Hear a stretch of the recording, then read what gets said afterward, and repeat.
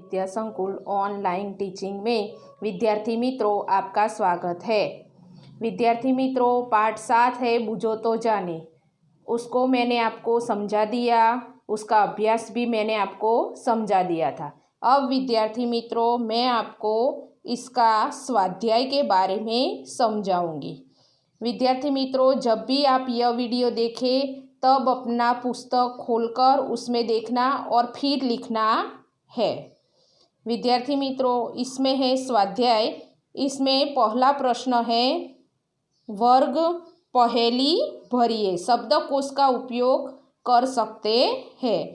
इसमें दाएं से बाएं और ऊपर से नीचे ऐसी वर्ग पहेली है। जो बॉक्स है कोष्टक में वह काला शब्द है, वहाँ नहीं भरना। लेकिन जहाँ काला रंग नहीं है वहाँ हमें यह शब्द उचित स्थान पर लिखना है। यह 1 नंबर है, उसमें हमें प्रश्न दिया गया है नए जमाने का, आजकल का, यानी कि उसका जवाब आएगा आधुनिक। 4 ही शब्द में लिखना है। अब उसके बाद उसके सामने है उल्लास, खुशी, हर्ष, तो उसका जवाब आएगा आनंद, यानी कि ऊपर से नीचे तक। अब दूसरा है तीसरा आएगा लड़का, बच्चा, तो उसका जवाब आएगा बालक। उसके सामने दूसरा है हाथ, तो उसका जवाब आएगा कर। अब आगे है 5वां रात, निशा, तो उसका शब्द आएगा रजनी। उसके नीचे उसके सामने है 3 नंबर का वचन स्थापक, तो उसका जवाब आएगा बानी। अब 7वां है सांस, प्राण, जीवन, शक्ति, तो उसका जवाब आएगा दम। सांस को कहता है दम। और उसके सामने है परमेश्वर और उसका 4 अक्षर है, तो उसका जवाब आएगा करतार। करतार का अर्थ होता है परमेश्वर। 9वां है हिंदी साहित्य का एक काल, तो उसका जवाब आएगा रीति काल।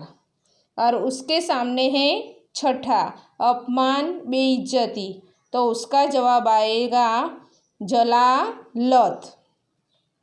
अब 11 है सिर, बाण और तालाब, तो उसका जवाब आएगा सर। उसके सामने है 8 नंबर का रोगी, बीमार, यानी कि मरीज। 12वां है गाने के साथ बजाए जाने वाला, तो साज। उसके सामने आएगा 10वां आलसी, निकम्मा, यानी कि कामचोर, उसका जवाब आएगा कामचोर। अब आगे है अभिप्राय। 13वां है अभिप्राय वास्ता, यानी कि उसका जवाब आएगा मतलब। उसके सामने है बलवान, ताकतवर, तो उसका जवाब आएगा सबल। अब 14 है होठ, होस्ट, तो उसका जवाब आएगा लब। हिंदी में होठ को कहते हैं लब। उसके सामने है 12वां प्रत्यक्ष भेंट मुलाकात, यानी साक्षात्कार, उसका जवाब आएगा साक्षात्कार। अब लौह स्तर, उसका जवाब आएगा परत। तह और स्तर, उसका जवाब आएगा परत। उसके सामने है शरीर, देह, तो उसका जवाब आएगा बदन। खाद्य सामग्री, यानी कि एक अनाज का नाम लिखना है, तो उसे कहते हैं रसद।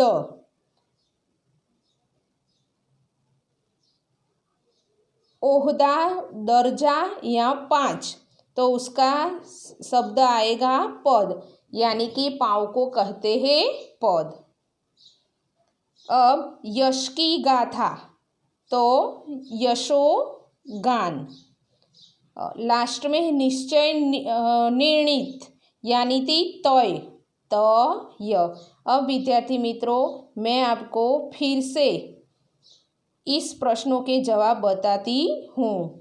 पहला है यानी कि दाएं से बाएं जाने वाले उस प्रश्नों का जवाब मैं आपको फिर से बताती हूँ।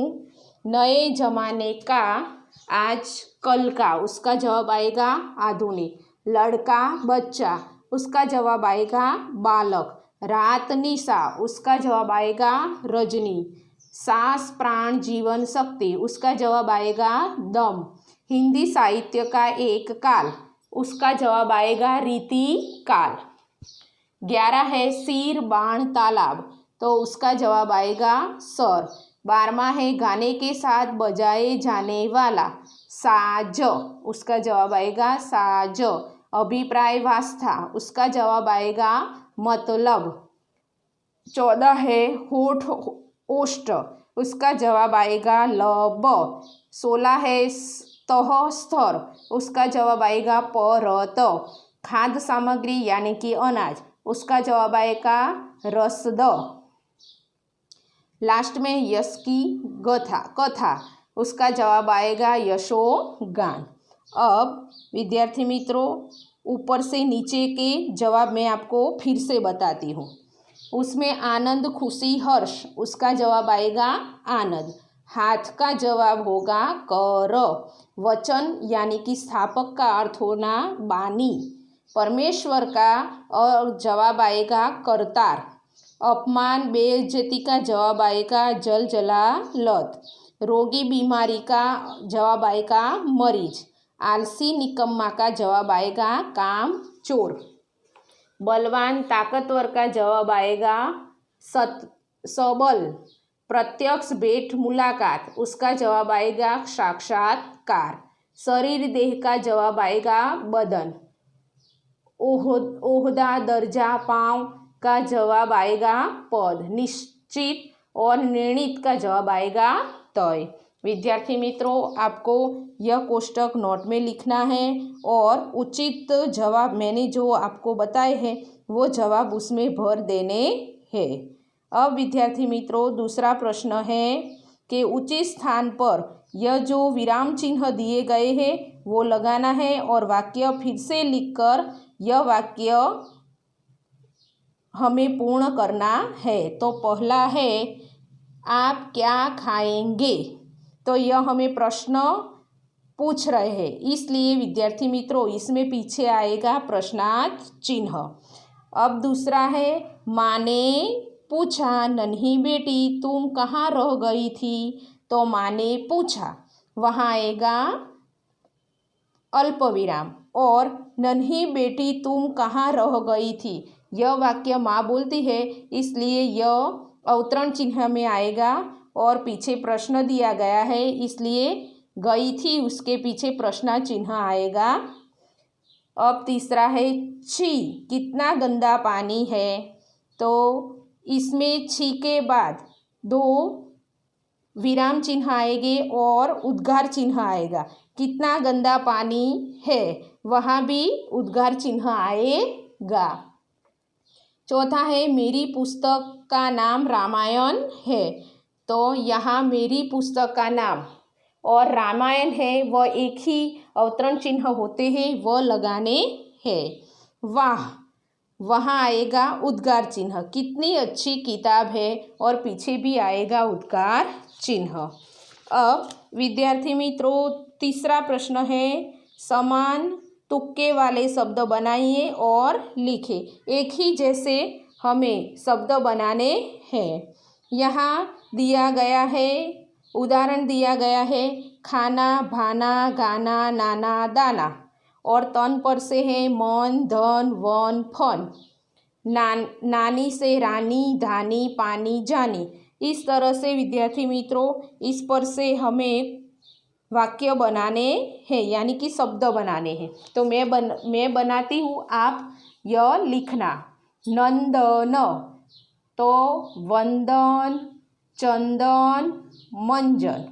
फिर से मैं बोलती हूँ नंदन पर से वंदन चंदन मंजन कंचन। अब डाल पर से खाल, माल, भाल, लाल।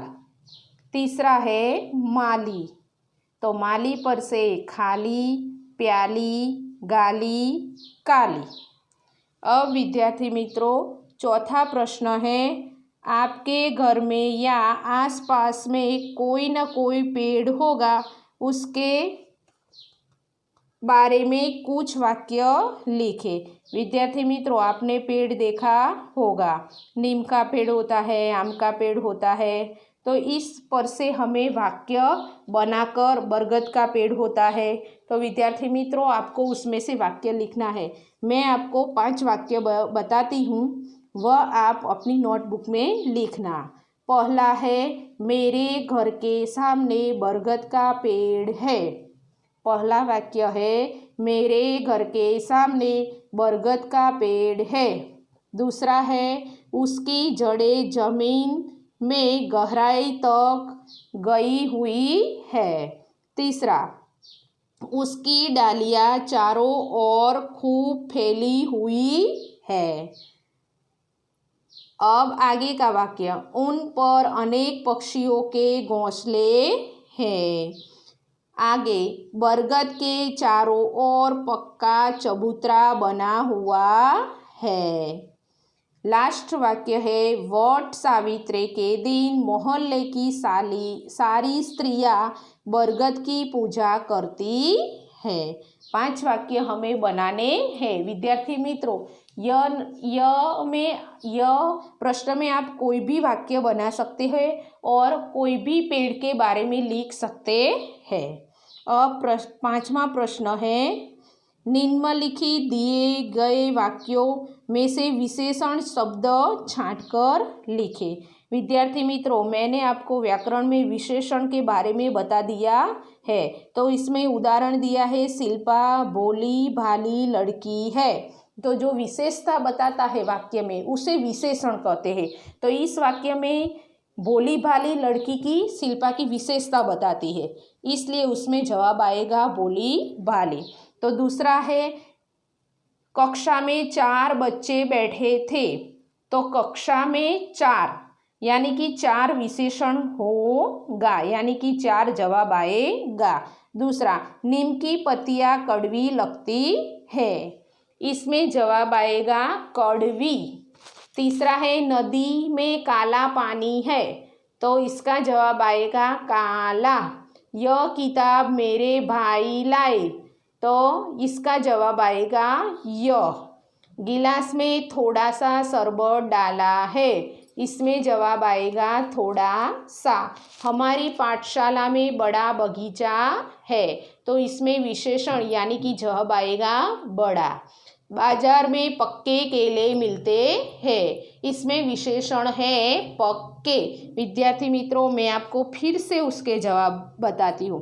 पहला में आएगा 4, दूसरा में आएगा कड़वी, तीसरा में आएगा काला, चौथा में आएगा य, 5वां में आएगा थोड़ा सा, छठा है बड़ा और 7वां है पक्के। विद्यार्थी मित्रों आपको पुस्तक में जो बॉक्स दिए गए हैं उसमें यह जवाब लिखना है।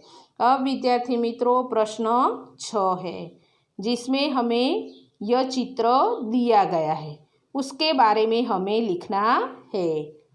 चित्र में रंग भरिए और चित्र के बारे में कुछ विचार भी व्यक्त कीजिए।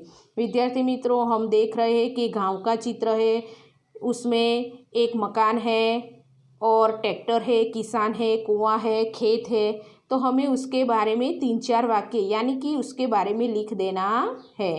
तो विद्यार्थी मित्रों मैं आपको उसके बारे में यह वाक्य आपको सिखाती हूँ। पहला है, इस चित्र में एक किसान ट्रैक्टर में फसल की बोरियां भरकर ले जा रहा है। दूसरा है, इन बोरियों में उसके खेत में पैदा हुई फसल है। तीसरा है, खेत के पास पक्का कुआं है। चौथा है, खेत में किसान का छोटा सा घर है।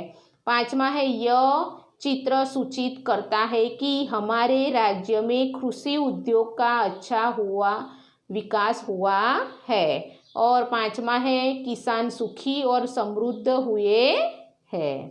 अब विद्यार्थी मित्रों लास्ट प्रश्न है, 7वां प्रश्न है, शब्द को कोश के क्रम में लिखिए।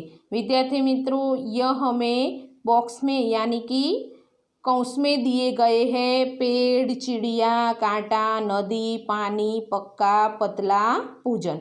तो विद्यार्थी मित्रों नीचे चित्र ईयल का दिया गया है या इसमें से हमें क्रम के अनुसार यह वाक्य लिखना है। तो पहला जवाब आएगा कांटा, फिर आएगा चिड़िया, फिर आएगा नदी, पक्का, पतला, पानी, पूजन, पेड़। यहाँ से उसके मुंह से हमें ऊपर तक लिखना है। पहला आएगा कांटा, चिड़िया, नदी, पक्का, पतला, पानी, पूजन, पेड़। विद्यार्थी मित्रों मैंने आपको पाठ 7 का स्वाध्याय भी समझा दिया। विद्यार्थी मित्रों आपको यह पाठ नोट में लिख देना है और तैयार भी करना है। प्रणाम विद्यार्थी मित्रों।